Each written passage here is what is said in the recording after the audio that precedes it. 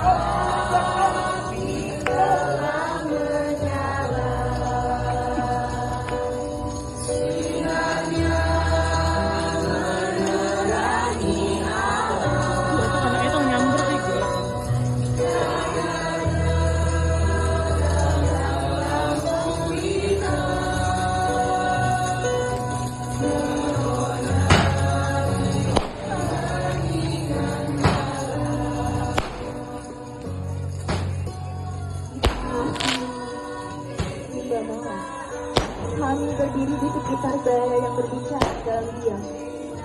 Api unggun, saksi bisu tentang nyala jiwa dan janji setia. Langit merendah, bintang-bintang bersujud pada semangat yang tak pernah padam. Di dada para pramuka yang hatinya dijahit dari tali kompas dan setiap kawan. Kami bukan sekedar pemilik baju coklat dan setengah leher. Kami adalah pecah jejak-jejak kemanusiaan, penjaga nilai dalam senyap yang mungkin bukan karena pangkat, tapi karena teladan, karena langkah yang tetap lurus meski dihadang badai dan sunyi malam. Pemimpin sejati bukan yang berdiri paling depan untuk melihat, melainkan berjalan paling akhir agar semua sampai tanpa tertinggal.